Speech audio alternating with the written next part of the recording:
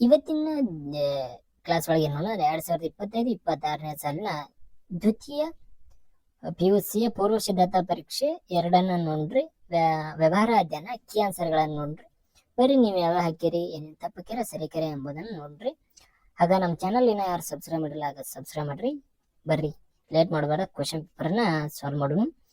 ಅದೇ ರೀತಿ ಭಾಗ ಎ ನೋಡ್ನು. ಭಾಗ ಎ ಒಳಗ MCQ ಕ್ವಶನ್ ಅಂದ್ರೆ MCQ ಕ್ವಶನ್ಗಳದಾವ. ಫಸ್ಟ್ ನೋಡ್ರಿ ಏನಂದ್ರೆ ನಿರ್ವಹಣೆ ಡ್ಯಾಶ್ ಎಂದು ಪರಿಗಣಿಸಲಾಗುತ್ತದೆ.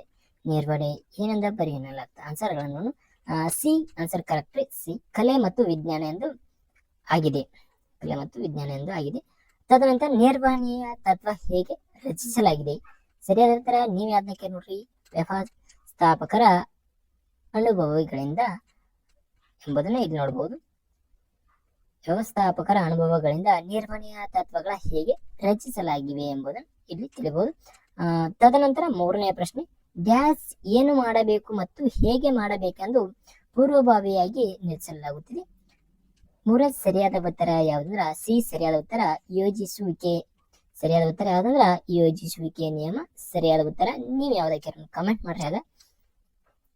ತದನಂತರ 4th ಮೊಬೈಲ್ ಫೋನ್ಗಳನ್ನು ಉತ್ಪಾದಿಸುವ ಕಂಪನಿಯ ಉತ್ಪಾದನೆಯ ಹಣಕಾಸು ಮಾರುಕಟ್ಟೆ ಮತ್ತು ಮಾನವ ಸಂಪನ್ಮೂಲಗಳಿಗೆ ಪ್ರತ್ಯೇಕ ವಿಭಾಗಗಳನ್ನು ಹೊಂದಿರುತ್ತದೆ. ಇದರ ಘಟನೆಯ ರಚನೆಯ ಪ್ರಕಾರ ಯಾವುದು. ಸರಿ ಉತ್ತರ 4ನೇ ಅದಕ್ಕೆ ಕಮೆಂಟ್ ಮಾಡ್ರಿ.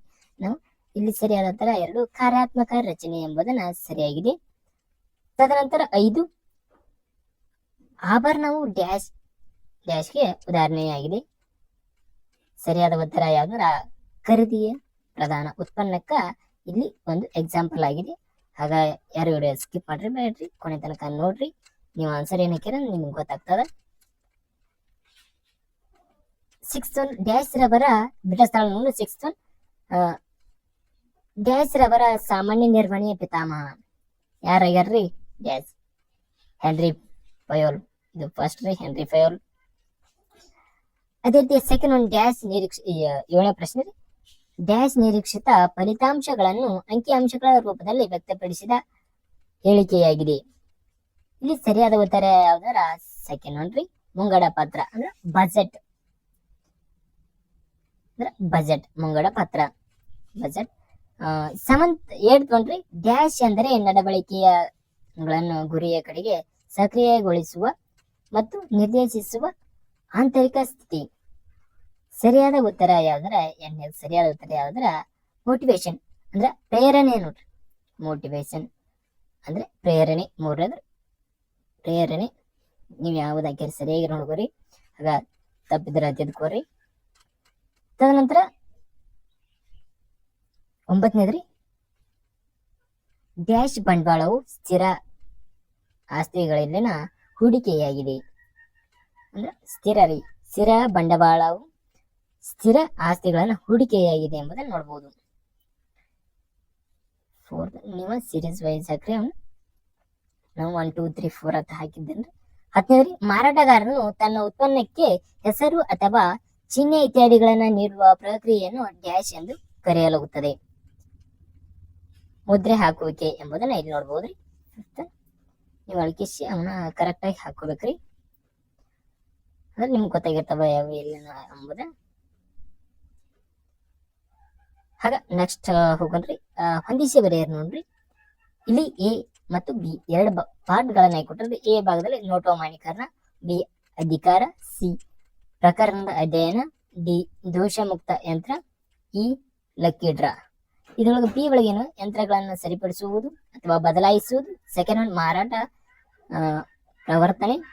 Third one November 8, 2016. 4th August 15, 1947. 5th ಸಂಭವನೀಯ ನೈಜ ಸಮಸ್ಯೆಗಳ. 6th ಆಜ್ಞೆಗಳನ್ನ ನೀಡುವ ಹಕ್ಕು. ಇರುವ ಸರಿಯಾದ ಉತ್ತರಗಳನ್ನ ಹೋಲಿಕೆ ಮಾಡಿ ಬರ್ರಿ. ಫಸ್ಟ್ ಒನ್ ನೋಟೋಮಾನಿಕರಣ 3 ನವೆಂಬರ್ 8, 2016 ನೋಟೋಮಾನಿಕರಣ ಇದು ಕರೆಕ್ಟ್ ರೀ.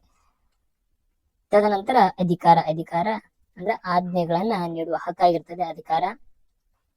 ತದನಂತರ ಸಿ ಪ್ರಕರಣಗಳ ಅಧ್ಯಯನ. ಪ್ರಕರಣ ಅಧ್ಯಯನಗಳ ಯಾವ್ದಟ ಇಲ್ಲಿ ಸಂಭವನೀಯ ನೈಜ ಸಮಸ್ಯೆಗಳಾಗಿರ್ತಾವ. ಅದ ನಂತರ ಡಿ ನೋಡ್ರಿ, ಡಿ ದೋಷ ಮುಕ್ತ ಯಂತ್ರ. ಡಿ ದೋಷ ಮುಕ್ತ ಯಂತ್ರ ಸರಿಯಾದ ಉತ್ತರ ಮಾರಾಟ ಪ್ರವರ್ತನೆ. ಫಿಫ್ತ್ ಒನ್ ಲಕ್ಕಿ ಡ್ರಾ ಯಾವ್ದಾಗ್ತದ್ರ ಮಾರಾಟ ಪ್ರವರ್ತನೆ ಆಗ್ತದ. ತದನಂತರ ನಿರ್ವಹಣೆ ಯಾವುದಾದರೂ ಆಯಾಮಗಳನ್ನು ತಿಳಿಸ್ರಿ. 12ನೇ ಪ್ರಶ್ನೆ ನಿರ್ವಹಣೆ ಅಂದ್ರೆ ಕೆಲಸದ ನಿರ್ವಹಣೆ ಆಯಾಮ ಇರ್ತದೆ. ಯಾವ ಆಯಾಮ ಅಂದ್ರೆ ಕೆಲಸವನ್ನ ಇಲ್ಲಿ ನಾವು ತೋರಿಸಬಹುದು. ತದನಂತರ 13 ವರ್ಗಾವಣೆ ಎಂದರೇನು. ವರ್ಗಾವಣೆ ಅಂದ್ರೆ ನಿಮ್ಗೆ ಗೊತ್ತಿರಬಹುದು, ಒಬ್ಬ ನೌಕರ ಇರ್ತಾನೆ, ಅದನ್ನ ಒಂದು ಕೆಲಸದಿಂದ ಕೆಲಸಕ್ಕೆ ವರ್ಗಾವಣೆ ಮಾಡ್ತಾರ. ಅದು ಒಂದು ಪ್ಲೇಸ್ದಿಂದ ಒಂದು ಪ್ಲೇಸ್ನ ವರ್ಗಾವಣೆ ಆಗ್ತದೆ, ಅದನ್ನ ನೀವು ನೋಡಬಹುದು. ತದನಂತರ ನಾಯಕತ್ವದ ಒಂದು ಶೈಲಿ. ನಾಯಕತ್ವದ ಒಂದು ಶೈಲಿ ಅಂದ್ರೆ ಮುಂದಾಳತ್ವವನ್ನು ನೋಡಿಕೊಳ್ಳುವುದು ನಾಯಕತ್ವದ ಶೈಲಿ ಆಗಿರ್ತದ. ಇಲ್ಲಿ ನೋಡ್ಬೋದ್ರಿ, ನಾಯಕತ್ವ ಅಂದ್ರೆ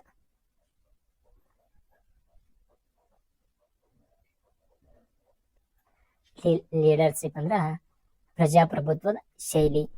ನೀವು ಏನು ಆನ್ಸರ್ ಬರ್ಕೊಂಡ್ರೆ ನೋಡ್ಕೊರಿ, ನೋಡ್ರಿ, ಯಾಕಂದ್ರೆ ಸರಿನಾಗಿರ್ಬೋದು ತಪ್ಪಾಗಿರ್ಬೋದು ನೀವು ಆನ್ಸರ್. 5th ಒನ್ ರೀ ಸರಿಯಾದ ಉತ್ತರ ಹಣಕಾಸು ನಿರ್ಧಾರ, ಫೈನಾನ್ಸಿಯಲ್ ಡಿಸಿಷನ್, ನಿರ್ಧಾರ ಡಿಸಿಷನ್. 16ನೇ ಪ್ರಶ್ನೆಗೆ ಸರಿಯಾದ ಉತ್ತರ ಯಾವ್ದಂದ್ರಿ 16 ಜಿಲ್ಲಾ ಆಯೋಗ ಎಂಬುದನ್ನು ಇಲ್ಲಿ ತಿಳಿಬಹುದು. 16 ನೋಡ್ಕೊರಿ. ಭಾಗ ಬಿ ಒಳಗರಿ ವೆರಿ ವೆರಿ ಇಂಪಾರ್ಟೆಂಟ್ ಕ್ವಶನ್ಗಳಿವ. ನಿರ್ವಹಣೆ ವಾಕ್ಯ ವಿವರಿಸಿ. ಚಲನೆ ಅಧ್ಯಯನ ಎಂದರೇನು ಮತ್ತು ಯೋಜನೆ. 19 ಅಂದರೆ ಯೋಜಿಸುವಿಕೆ ಮತ್ತು ಪ್ರಕ್ರಿಯೆಯಲ್ಲಿ ಮೊದಲನೇ 2 ಹಂತಗಳನ್ನು ತಿಳಿಸಿರಿ. ಕಾರ್ಯಾತ್ಮಕ ಮತ್ತು ವಿಭಾಗಗಳ ನಡುವಿನ ವ್ಯತ್ಯಾಸಗಳನ್ನು ತಿಳಿಸಿ.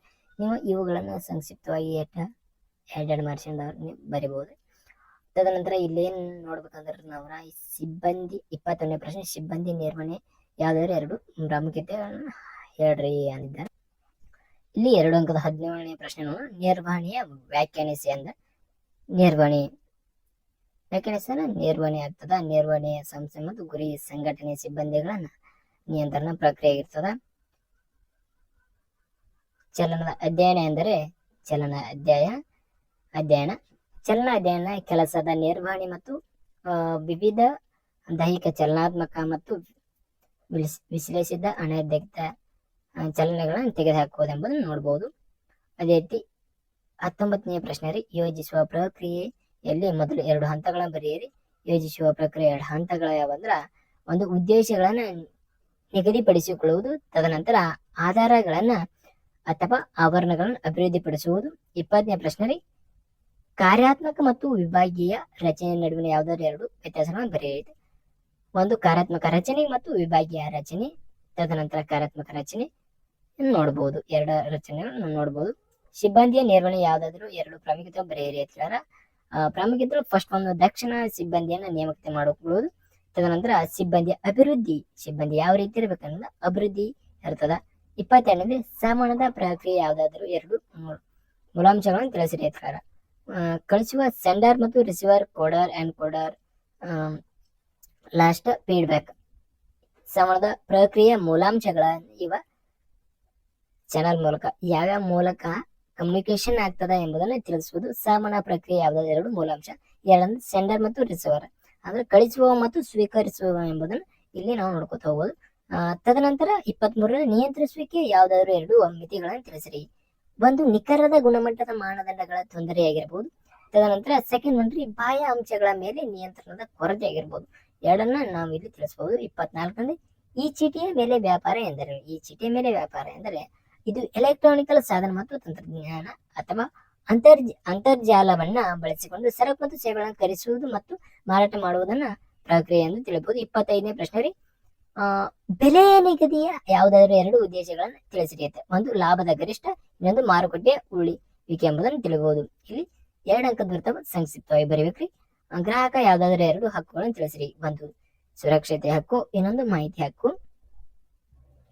ನಾವು ಈಗ 2 ಪ್ರಶ್ನೆಗಳನ್ನು ನೋಡಿದ್ವಿ. ಹಾಗ ಭಾಗ ಸಿ ಒಳಗರಿ ಬೇರೆ ಬೇರೆ 10 ಅಂಕದ ಪ್ರಶ್ನೆಗಳು ಮತ್ತು ಇಲ್ಲಿ 10ರಿಂದ 12 ವಾಕ್ಯದಲ್ಲಿ ಬರೆಯಿರಿ ಅಂತ. ಎಷ್ಟು ಬರಬೇಕು? 6 ಮಾತ್ರ ಬರಿಬೇಕ್ರಿ. ಇಷ್ಟು ದಾವ 6 ಮಾತ್ರ ಬರಿಬೇಕು. ಇಲ್ಲಿ ಈ ಕ್ವಶನ್ದಲ್ಲಿ 4 ಮಾರ್ಕ್ಸ್ ಕ್ವಶನ್.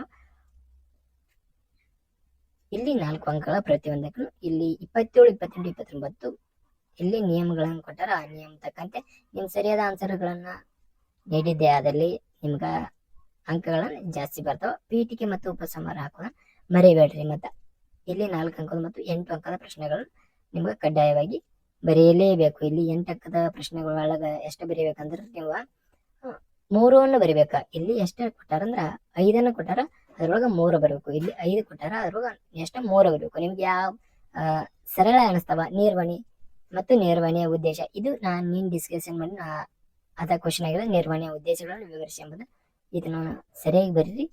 ಭಾರತರೇ ಇಲ್ಲ ನಮ್ಗೆ ಗೊತ್ತಿಲ್ರಿ, ಯಾಕಂದ್ರೆ ನಮ್ದೇನಂತ ನಾವು ಅಷ್ಟು ಮಾಡಿರ್ತೀವಿ. ನೀವು ಸರಿಯಾಗಿ ಓದಿದೆ ಆದ್ರೆ ನೀವು ಸರಿಯಾಗಿ ಬರೆದಿರ್ತೀರಿ. ಸರಿಯಾಗಿ ಬರ್ಬೋದು, ತಪ್ಪು ಬರ್ಬೋದು. ಇಲ್ಲಿ ಒಂದು ಇದು ಸರಿಯಾದ ಪ್ರಶ್ನೆ. ಸಂಬಂಧದ ಪರಿಣಾಮಾತ್ಮಕ ಸುಧಾರಣೆ ಅಳವಡಿಕೆ ಯಾವ್ದಾರು 8 ಸೂಕ್ತ ಕ್ರಮಗಳನ್ನ ಸಲಹೆಗಳನ್ನ ಬರೆಯಿರಿ ಅಂತ ಹೇಳ್ಯಾರ. ಇವು ಎರಡನ್ನ ಬರೆದ್ರು. ಮತ್ತು ಜಾಯಿತರ ವೈಯಕ್ತಿಕ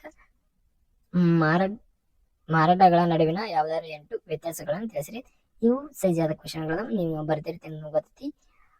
ಆ ಕಾರಣದಿಂದ ನೀವು ಏನು ಗೌರ್ಮೆಂಟ್ದು 3 ಮಾದರಿ ಪ್ರಶ್ನೆ ಪತ್ರಿಕೆ ಬರ್ತಾವ, ಪೂರ್ವ ಸಿದ್ಧತೆ, ಪ್ರಿಪರೇಟರಿ, ಇವನ್ನ ಪರ್ಫೆಕ್ಟ್ ಮಾಡಿ ಅಂದ್ರೆ ಆನ್ಯುವಲ್ ಎಕ್ಸಾಮ್ಕ ನೀವು ಅವು 70+ ಅಂಕಗಳನ್ನು ತಗೋಬೋದ್ರಿ. ಈ 3 ಕ್ವಶನ್ ಪೇಪರ್ದಿಂದ ನೀವು 70+ ತಗೋಬಹುದು. ಆ ಕಾರಣದಿಂದ ಸರಿಯಾಗಿ ಓದ್ಕೋರಿ. ನಿಮ್ಮ ಕೀ ಆನ್ಸರ್ಗಳನ್ನ ನೋಡ್ಕೋರಿ. ಹಾಗ ಥ್ಯಾಂಕ್ ಯು. ನಮ್ಮ ಚಾನಲ್ ಯಾರನ್ನ ಸಬ್ಸ್ಕ್ರೈಬ್ ಮಾಡಿಲ್ಲ ಸಬ್ಸ್ಕ್ರೈಬ್ ಮಾಡ್ರಿ.